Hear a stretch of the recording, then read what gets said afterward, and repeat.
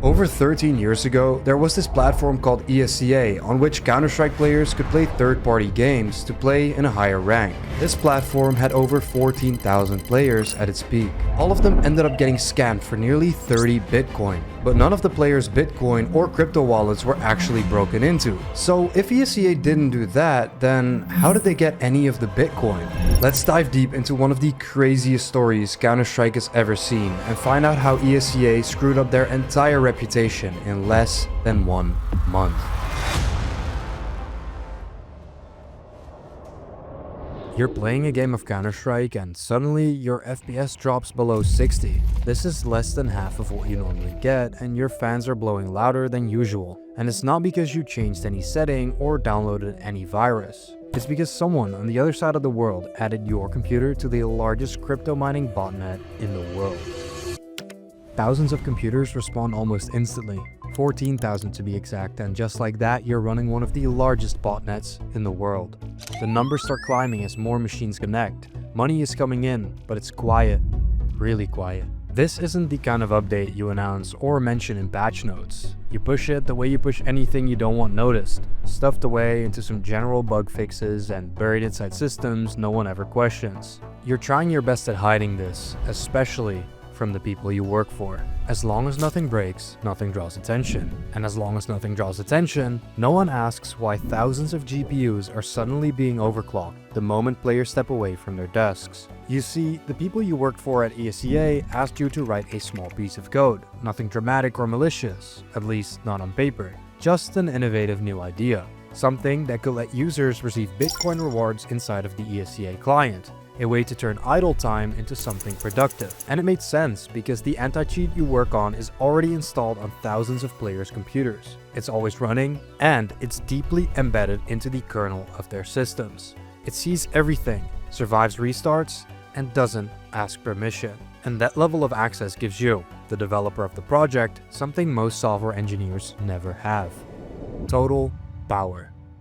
It's been 2 weeks since you pushed the update. The numbers don't lie and the bitcoins flowing in are worth more than your salary at this point. But still, nothing. No alerts, emails, internal questions, or suspicion from your bosses. And your client keeps on running and farming. Every idle PC becomes a new part of your botnet, making you more and more Bitcoin. But then, you see a new post on the forums. In the past 2 days, I've noticed when my computer is idle, my GPU usage hovers at 90+%. Temperatures are in the high 60s, low 70s. That's hot for my card. And it turns out for the past 2 days, my computer has been farming Bitcoins for someone in the ESEA community. Your stomach drops. Most users never even notice. They're in-game or not even at their PCs when the program is running. But the active ESEA player and forum member Oct does. Someone who knows what they're looking at. Oct didn't just find any regular malware or a virus. He found you. This video is sponsored by Skins Monkey. If you're looking to get new skins or trade in your old ones, Skins Monkey is the place to do that. With my code mattcs, you'll get $5 for free on your first trade and a 35% deposit bonus. If you're not into trading, they also have daily, weekly, and monthly giveaways. So whatever skins you want, they probably have it. And with my code mattcs, you get a pretty nice discount. Thank you to Skins Monkey for sponsoring the video.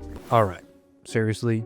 A rogue developer mining tons of bitcoins behind the back of his bosses? Well, that's the explanation that ESEA went with, but that's not really what happened. Before we even get into the fallout, we need to understand who ESEA actually was. Eric Thunberg, better known as LP Kane, and Craig Levine, better known as Torbull, were ESEA's co-founders, working together with Sean Hungzeg, better known as Jaguar, who was the lead developer of the project. Crucially, it was LP Kane and Jaguar who came up with the idea for the Bitcoin miner. LP Kane, who was already known as the Bitcoin guy on the ESEA forums, regularly participated in various discussions, including a thread posted by ESEA Angry about Bitcoin hitting $190. He comments on the posts, "I bought $500 worth of Bitcoin back when they were just trading at $5. He's talking about his enthusiasm for cryptocurrency in a Bitcoin thread 1 week prior to the scandal.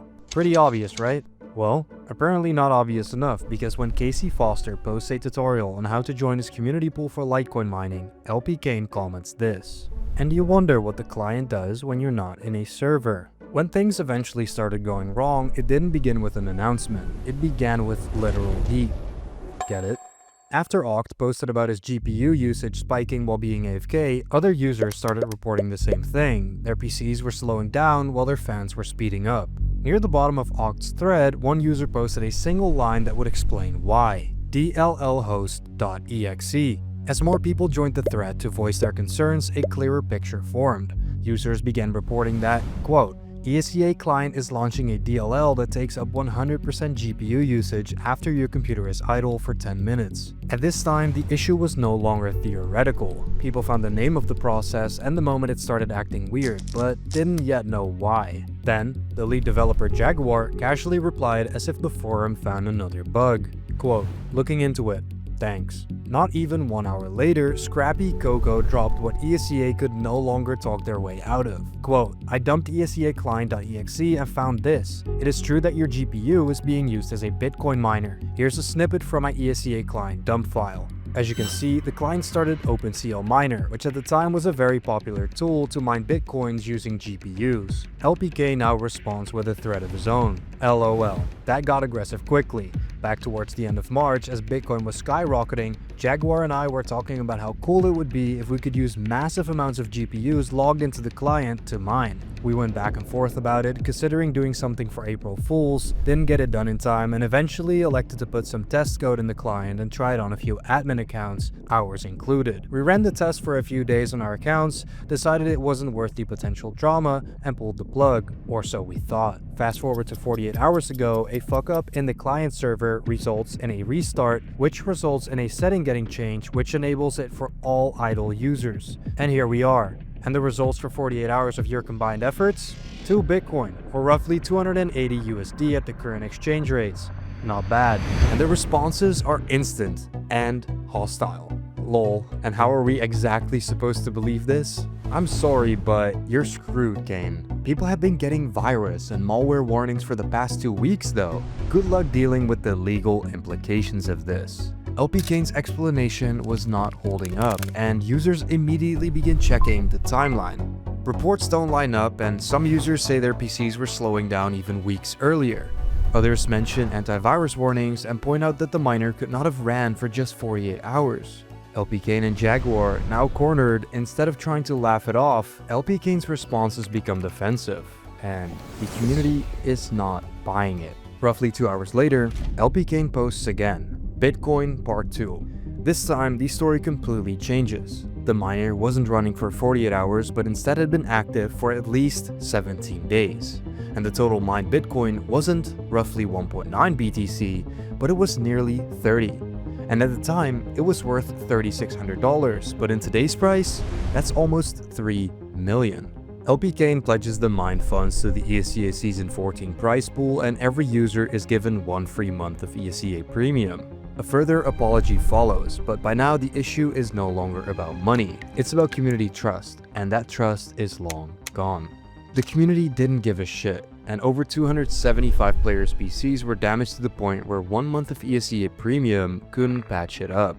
The community started a movement called Thanks LP Kane, showing off their broken computers, and at the height of it started a class action lawsuit that brought all the missing details to light. ESEA software was not seen as a Bitcoin miner and was legally defined as a malware. The software ran for a total of 18 days instead of the mentioned 48 hours. PCs were accessed even when users weren't playing, and the malware was coded specifically to activate mining Bitcoins when the users were away from their PCs. On top of that, in at least several instances, ESEA employees used the software to copy files from players' PCs to their own.